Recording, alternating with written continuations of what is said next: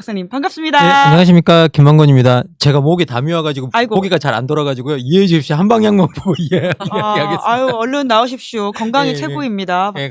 감사합니다. 예. 자, 첫 번째 뉴스 들어가 볼까요? 네, 강선우 여가부 장관 후보자 사퇴. 네, 오늘 오후 그러니까 방금 자진 사퇴 형식으로 발표했죠. 네, 약 1시간 전에 강선우 후보자가 본인의 페이스북에 사퇴 의사를 밝히는 글을 올렸습니다. 그동안 저로 인해 마음 아프셨을 국민께 사죄의 말씀을 드린다면서 여기까지였던 것 같다. 죄송했다. 라고 적었습니다. 이 글이 올라오기 불과 18분 전에는 민주당 당대표 후보이기도 한 박찬대 의원이 페이스북에 동료 의원이자 내란의 밤 사선을 함께 넘었던 동지로서 아프지만 누군가는 말해야하게 나선다. 강선우 후보자 스스로 결단을 내려라. 라고 글을 올리기도 했었습니다. 같이 비를 맞아주는 게 동지적 의리라고 이제 강선우 후보자 편을 들었던 정청래 당대표 후보와는 사뭇 다른 행보였는데 어제까지만 해도 강 후보자가 대학 강의를 성실히 임하지 않았다는 등의 온갖 의혹이 계속 쏟아져서 이번 자진 사퇴로 이제 더 이상의 의혹 제기는 좀 수그러들 것으로 보이고요. 그 모든 의혹이 정말 사실이었다면 강 후보자가 국회로 돌아간 이후에는 지켜보는 눈이 좀 많아졌기 때문에 좀 자중하지 않을까 이런 생각이 좀 듭니다. 네. 늦었지만 자진 사퇴했다는 소식을 지금 저희가 전해드리고 있는데 예. 어떻게 보셨습니까? 저는 뭐 잘 결심하셨다라는 이제 생각이 좀 들고요. 어쨌든 이게 강선우 후보자가 뭐 지금 이렇게 해서 장관에 올랐다고 해도 사실 장관 자격에 대해서 계속 시비가 걸린 이상 그리고 이제 생각해 보면 이게 장관으로서 이제 행정에 임할 때마다 뭐 사소한 실수가 있을 때마다 가혹한 비판의 대상이 또 될 거예요.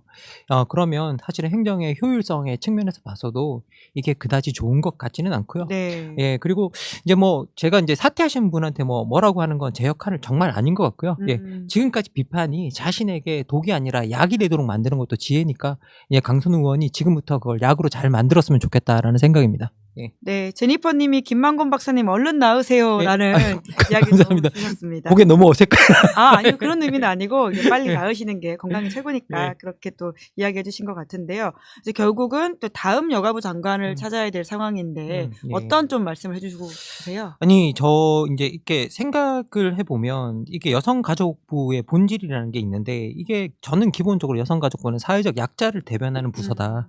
뭐 이렇게 좀 생각을 합니다. 특히 소수자들 같은 경우에는요, 자신들을 대변할 수 있는 제도적 통로를 찾기가 너무 힘듭니다. 왜냐하면 사실 어려운 사람들이 사회적으로 어려울 때 언제나 그 길을 찾아서 구원해주는 사람들이, 사실 구원이라는 표현은 안 맞지만 도와주는 사람이 사실은 정치인이거든요.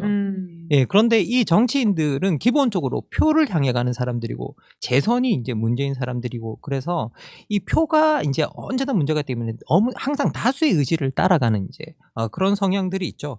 예, 그래서 기본적으로 이제 정치인들을 통해서 소수자들이 자신의 제도적 통로를 찾아내기가 너무 어렵습니다.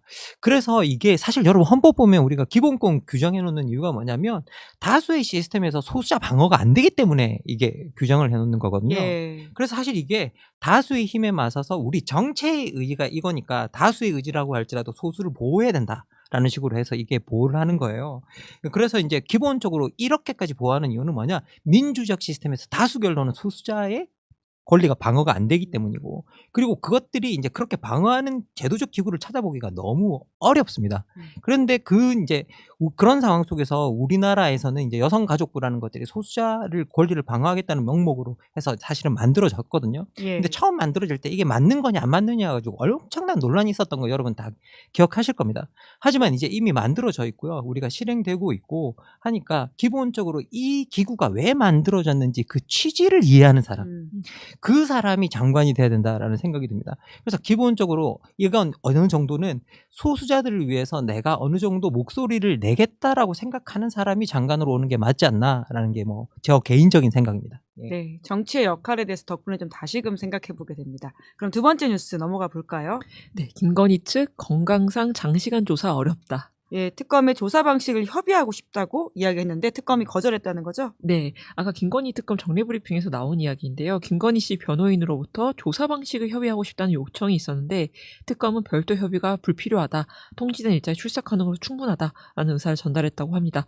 김건희 씨 측은 특검에 의견서를 제출할 예정인데요. 건강상에 이제 김건희 씨가 건강상 장시간 조사가 어렵다면서 혐의별로 분리조사를 해달라. 조사 일정 간에 3, 4일간 휴식을 좀 둬달라. 조사 조사 종료 시점을 오후 6시 이전으로 제한해달라 등의 내용이 담길 것으로 알려졌습니다. 네, 그리고 어제 한겨레 단독 보도였는데요. 통일교 고위 간부와 건진법사 전성배 씨가 2023년 국민의힘 전당대회를 앞두고 통일교 교인들의 당원 가입을 논의한 의혹이 있었는데 실제로 교인들에게 국민의힘 입당 원서가 배포됐다는 내부 증언을 확보를 했습니다. 한겨레 측에 이 같은 제보를 한 사람 통일교 교인인데요. 2022년 3월에 열린 통일교 고위 간부 모임에서 한학자 총재죠. 통일교 총재와 윤아무개 전 세계본부장이 사실상 윤석열 후보 지지를 결정했다는 내용을 파악하고 있던 통일교 내부 관계자입니다. 이 내부 관계자에 따르면 입당 원서를 배부한 주체는 천주평화연합이라는 곳인데 여기가 이제 한학자 총재가 통일교 산하에 설립한 그런 단체입니다.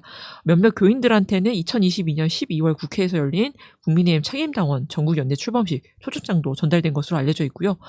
물론 당시에 권성동 의원이 국민의힘 전당대회에 불출마를 선언했기 때문에 통일교의 전대 지원이 현실화되지는 않았습니다만은 김건희 특검팀은 이제 통일교의 이제 윤 전 본부장을 소환을 해서 관련 로비 의혹에 대해서 조사를 벌였습니다. 또 특검팀이 이제 통일교 본부를 포함해서 이제 압수수색 여러 곳을 했는데요. 그 현장에서 윤 전 본부장이 전 씨에게 김건희 여사 선물용으로 건넨 6천만 원짜리 그라프 다이아몬드 목걸이, 영수증뿐만 아니라 샤넬 가방, 영수증도 확보한 것으로 알려졌습니다. 네, 먼저 김건희 씨 측 주장부터 살펴보죠. 아까 김만건 박사님 잠깐 웃으시기도 하셨는데요. 각 혐의별 분리조사, 조사 일정간 3, 4일 휴식 보장, 조사 종료 시점은 오후 6시 이전으로 제한해달라라는 식의 주장을 하고 있다는 거거든요. 어떻게 보십니까? 참 이런 세심한 마음으로 국민들을 좀 보살피지. 예, 참 어처구니 없는 요구를 하는 좀 생각이 좀 들고요. 저도 이런 요구 좀 할 수 있었으면 좋겠습니다. 누구한테. 여러분 생각해 보십시오. 이게 말이 되는 겁니까? 예, 그리고 기본적으로 이제 어떻게 보면 아직도 자기가 영부인이라고 생각하는 느낌이 좀 있는 것 같아요. 범죄자라는 사실을 자기가 이제 인식을 아직 제대로 못하고 있다라는 좀 생각이 드는데요. 참 이런 배짱도 좀 이게 뭐라고 해야 될까요? 배워야 되는 겁니까? 잘 이제 그죠, 정말 네. 정말 이게 저는 심리학자분을 따로 뭐 모셔가지고 재밌네요. 도대체 이런 심리는 어디서 나오는 건지 한번 예. 시사인에서 한번 특집으로 이게 예. 한번 다뤄보는 것도 나쁘지 범죄 않겠다. 심리학. 정말 이거는 정말 비웃는 게 아니라 정말 이게 너무 황당무계해가지고 이런 황당무계한 세심한 마음은 어디서 나오는가라는 게 좀 의심스러워서 이건 뭐 말할 가치도 좀 없지 않아요? 여러분 들으시면서 여러분들도 어이없으시지 않으십니까? 예, 그래서 정말 좀 황당하다는 생각이 듭니다. 예. 네, 그란트푸스님이 코로나 걸렸다 어제 회복한 저도 바로 일을 해야 하는데 대체 어떤 건강 문제길래 조사를 못 받겠다는 건지 이해가 안 됩니다라고 써주셨습니다. 사실 나경희 기자님이 말씀하셨어요. 연차 한번 날아가봐야 정신 차리는데 보통 사람들은 보통 사람들은 연차가 아까워서 그런데, 벌벌 떠는데 그거 벌벌 떠는데 이게 무슨 짓이냐고. 예? 이게 정말 참 이게 힘없는 보통 사람들만 이렇게 살아야 되는 겁니까, 정말? 예? 네, 그저 어찌요란 상황인 건데요. 이 종교계 이야기도 안 짚어볼 수가 없을 것 같습니다. 아니 이렇게까지 연결이 크게 되어 있었나라고 좀 놀라게 되는 면이 있는데요. 이게 왜 위험한지를 좀 설명해 주시겠어요? 이게 항상 말씀드리는데 기본적으로 종교인들 특히 이제 이게 여러 종교도 마찬가지지만 뭐 기독교나 여러 종교들이 가장 중요한 게 자기가 모시는 유일신의 말씀이잖아요. 근데 이게 결국은 국가의 법과 충돌할 때 대부분은 자기가 모시는 신의 말씀이 옳다고 믿습니다. 예, 대부분 이게 확실하죠.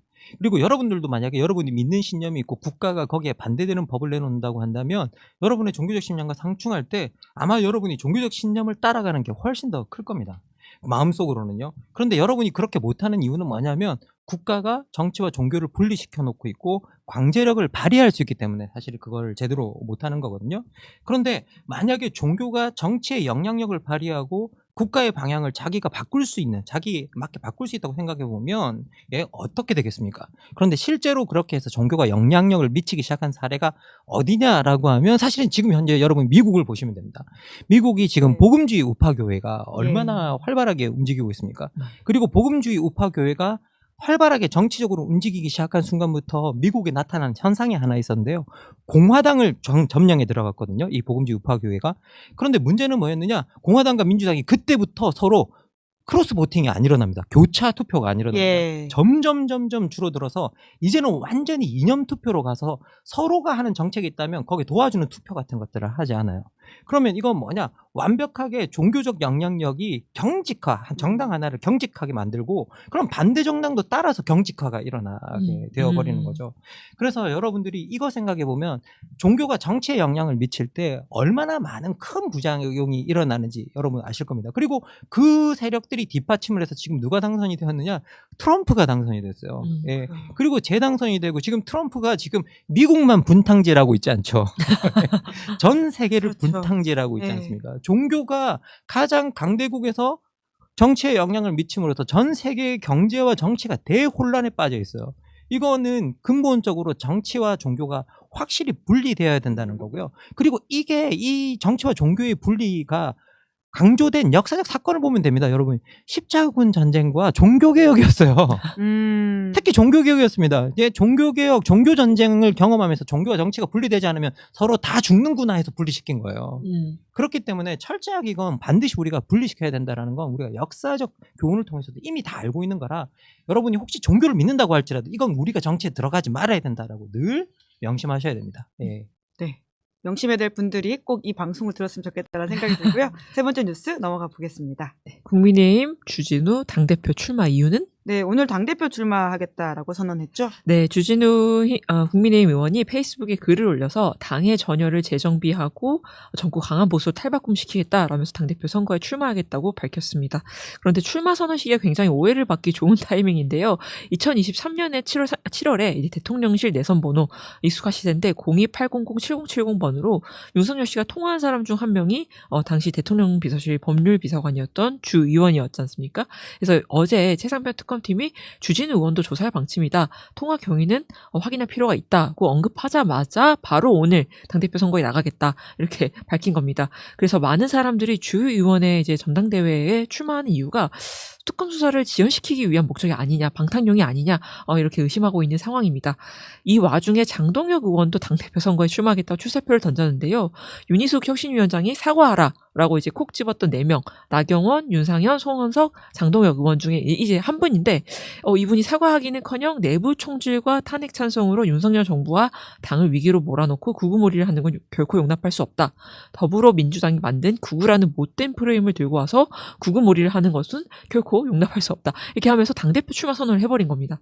그래서 국민의힘이 점점 이제 더 수렁 속으로 빠지고 있는 모양새인데 오늘 오전에는 국민의힘 의원총회가 열렸거든요. 그래서 윤희숙 혁신위원장이 불참석한 문제로 또 이게 감론을박이 벌어졌습니다. 좀 유치한데 곽규택 수석 대변인이 이제 윤희숙 위원장이 연락을 했는데 본인이 답변을 안 한 것으로 안다라고 했는데 윤희숙 위원장은 이게 거짓말이다라고 이제 반박을 했어요. 어젯밤에 의원총회에 오고 싶냐는 질문을 받아서 부르시면 당연히 가서 설명을 드린다라고 얘기를 했는데 부른다는 얘기는 아직 없다라고 한 겁니다. 그러니까 결국 윤희숙 혁신위원장도 좌초되는 게 아니냐 이런 우려가 점점 커지고 있는 상황입니다. 네, 참 유치하다라고 하는 표현이 나올 수밖에 없는 같은 당 안에서 일어나고 있는 상황이다라는 이야기를 전해드릴 수밖에 없는데요. 먼저 주진우 의원의 출마 선언에 대해서는 어떻게 보십니까? 이게 여러분 생각해 보시면 이게 우리가 도이치모터스 이게 주가 조작 사건이 있었잖아요. 그럼 우리가 만약에 국정조사위원회를 만들었다. 그러면 이게 이종호의 법률 자문한테 조사위원 자격을 주는 거예요. 생각해 보면 여러분 이걸 누가 상식적이라고 생각하시겠습니까? 예, 이런 걸 우리가 부르는 말이 있어요. 개수작이라고 부릅니다. 예, 실제로 사전에 가시면 딱 찾을 수 있습니다. 예, 개수작. 사전에 있는 개수작이라는 말이 있습니다. 그래서 이건 개수작이에요. 그냥 한마디로. 예, 그런데 또 이거 임명돼서 이거는 이해충돌 당사자니까 이건 빠지는 게 좋겠다라고 이제 이야기를 하니까 뭐라고 이야기하면 민주당 이야기하니까 내가 두렵냐라고 이제 주진우 의원이 이야기를 했다고 해요. 이게 진짜 맞는 거라면 너무 웃겨서 두려워요. 그 말이 웃겨서 이렇게 웃겨도 되는지 잘 모르겠습니다. 예, 개웃기는 말인데요. 예, 진짜 여러 번 나오네요. 그 정말 이게 정말 황당한 일이 벌어지고 있다라는 생각이 듭니다. 사실 이게 국민의힘이란 정당이 얼마나 많이 망가졌나를 보여주는 거예요. 이해관계 당사자를 이렇게 아무렇지 않게 조사위원으로 곧 조사하겠다고 특검이 조사하겠다는데 거기다가 특별조사위원회 조사위원으로 넣는다라는 것 자체가 이 정당이 얼마나 비상식적인 정당이고 이제 다시는 고쳤을 수 없는 정당인지 제가 계속 말씀드리지만 이 고쳤을 수 없는 정당인지를 이제 보여드리는 거라고 생각이 드는데요. 제가 이제 한 차례 말씀드리는 거지만 이게 항상 정치학 쪽에서 정치 철학 쪽에서 이제 저희들이 언제나 절차의 공정성이 왜 결과의 공정성을 담보하는가에 대해서 드리는 하나의 예가 있어요. 하나의 우리가 만약에 파일을 자른다고 한다면 파일을 나눈다고 한다면 그 파일을 공정하게 나누는 방법이 언제나 파일을 나눈 사람이 마지막 조각을 선택하게 하는 거다라고 하는 겁니다. 그러면 자기의 이익을 가장 극대화시키기 위해서 공정하게 나눌 거다라는 거거든요. 그런데 이 말은 뭐냐면 이해관계 당사자가 제일 마지막에 와야 된다는 소리죠. 그럼 이해관계 당사자가 제일 마지막에 개입해야 된다라는 이야기입니다. 그런데 여기는 이해관계 당사자한테 야 네가 파일을 제일 먼저 골라봐라고 말해준 거예요. 그러니까 황당한 일입니다. 이건 그냥 언급할 만한 가치가 있나? 라는 생각이 들 정도로 황당한 일을 지금 국민이 이미 하고 있는 거예요. 국민들 보기가 부끄럽냐고 묻는 게 되게 웃긴 거예요. 왜 안 부끄러워 일단. 안 부끄러우니까 이런 짓을 하지. 예? 이게 할 수 있는 일입니까? 이게 정말 말도 안 되는 일이라고 생각합니다. 저는. 예. 네, 그 접두사를 쓰다 보니까 망건쌤 MG다 이런 식의 말까지 나왔거든요. 그러니까 이제 국립국어원에서 급하게 찾아봤는데 예. 개수작이라고 하는 단어도 국립국어원 등록이 되어 있고요. 예. 이치에 맞지 않거나 불순한 의도가 담긴 말이나 행동, 계획 따위를 낮잡아 이르는 말이다라고 합니다. 딱이네요. 네, 네 번째 뉴스 넘어가 보죠. 네, 대통령실 쌍방향 브리핑 한 달. 네, 지금 이제 한 달 벌써 다 되어 가네요. 네, 내일이면 꼭 한 달이 다 되는데 대통령실이 지난달 24일부터 수석이나 대변인과 이제 기자 사이에 오가는 질의응답을 쌍방향으로 생중계하도록 했죠. 이제 질문하는 기자들 얼굴을 비추는 카메라도 4대나 설치를 해가지고 어느 언론사에 속된 어느 기자가 어떤 질문을 하는지 모두 알 수 있게 됐습니다. 그간 대통령실 관계자 이런 식으로 익명 보도했던 질의응답에 또 이제 실명 보도가 가능하게 됐고요. 그런데 그만큼 기자 개인이 악플이나 신상털기, 조리돌림에 노출된 것도 사실입니다. 실제 한 방송사 기자가 지난달 브리핑에서 이재명 대통령과 언론사 사장들 간 만차 행사에 대해서 이제 질문을 했다가 비공개 행사를 노출했다는 논란에 휘말려서 인터넷에 조롱하는 영상이 많이 퍼졌고요. 해당 기자가 이제 신경정신과에 다녀야 될 정도다라고 토로를 했습니다. 또 여성 기자들이 질문하는 연상에는 이제 외모 평가를 하는 성폭력성 욕설이 달리는 경우도 종종 있고요. 그래서 지난주에는 전국 언론 노조에서도 성명을 냈습니다. 기자도 잘못이 있다면 당연히 비판을 받아야 되지만 그렇다고 해서 인신공격이나 도를 넘는 조롱까지 견뎌야 될 의무는 없다.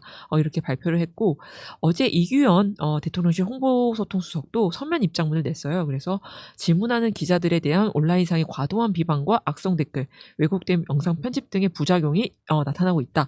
언론의 취재활동과 자유를 위축시키는 행위에 대해서 심각한 우려를 표한다라고는 했는데 신선한 방식으로 국민 알 권리를 확장했다는 호응이 이어지고 있다면서 앞으로도 계속 쌍방향 브리핑을 이어나가겠다는 뜻을 밝혔습니다. 네, 한 달 했는데 어떻게 좀 평가하십니까? 뭐 이렇게 제가 그 한 달 만에 이것의 효과를 대해서 제가 정확하게 평가하기는 좀 이른 것 같아요.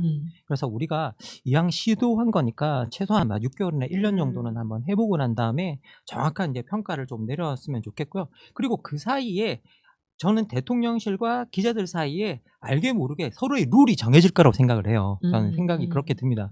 그리고 이제 기본적으로 그런 룰들이 정착되고 난 다음에도 뭔가 부정적인 효과가 지속된다고 한다면 결국 이 쌍방향 브리핑이 결국은 정리될 수밖에 없을 거고 예. 그리고 긍정적인 효과가 나온다고 한다면 계속 지속이 어느 정도는 개인적으로는 될 거다라고 생각이 좀 드는데요. 그런데 여기에 뭐 이렇게 외모 평가 이런 것까지 한다고 달리는데 저는 그런 거로 평가하면 저는 한 77,770가지 정도 저는 걸릴 것 같아요. 그래서 그런 것들이 이렇게 어떤 브리핑들이 건강하게 갈 수 있는 걸 막는 장애물이 됩니다. 그래서 그런 것들은 정말 이게 정말 이런 것들이 유용하다고 생각하시면 이런 방식으로 활용해서는 절대 이제 안 되는 부분이고요. 그리고 더 나가서 이제 저는 이런 것들이 조금 지속되고자 한다고 한다면 근본적으로 이제 뭐라고요? 언론도 이걸 좀 잘 활용하고 싶다고 한다면 이것에 관해서 이제 뭔가 질문을 하거나 서로 주고받을 때 대통령실이 기자들에게 지켜야 될 예의가 있듯이 이제 언론도 대통령실에 대해서 뭔가 지켜야 될 룰들이 만들어지고 그런 것들을 서로가 잘 합의해 나가는 과정들이 이제 이 사이에 좀 필요한 것 같습니다. 그래서 서로가 꿍해 있지 말고 대통령실에서 그 관계자들과 언론들이 같이 모여서 자기들이 할 일들, 자기들이 어떤 뭐 이걸 운영하기 위한 룰들을 서로 합의해 보는 과정들을 공개적으로 한번 만들어 보는 건 어떤가라는 생각은 좀 들고요. 그리고 그 과정 속에서 기자들이 불편한 것들을 또 이제 대통령실에 전달하고, 그리고 대통령실도 기자들에게 원하는 것이면 솔직히 허심탄회하게 털어놓고 그 과정 속에서 말이 되는 것들은 받아들이고 말도 안 되는 건 안 받아들이면 되는 거라는 생각이 듭니다. 그래서 이 과정을 좀 더 현명하게 좀 활용해 보자라는 생각이, 그리고 그런데 정말 잘 해결하는 방법은 뭐냐, 당사자끼리 꿍하지 말고 서로 대화하는 거다라고 전 말씀드리고 싶습니다. 네, 데이지님이 외모 구력 없는 망건쌤입니다라고 말씀해 주셨습니다. 자, 다음 주에 뵐 때는 네. 더 몸이 좀 나아가지고 예. 좋은 컨디션으로 더 좋게 뵈면 좋겠습니다. 그럼 오늘 여기까지 하겠습니다. 두 분 수고 많으셨습니다. 예. 감사합니다. 감사합니다. 감사합니다. 네, 7월 23일 뉴스 리액션 여기까지 하고요. 저는 잠시 후에 김종대, 강상구 두 분과 함께 돌아오겠습니다. 기다리시는 동안 구독, 좋아요, 알림 설정 부탁드리겠습니다. 고맙습니다.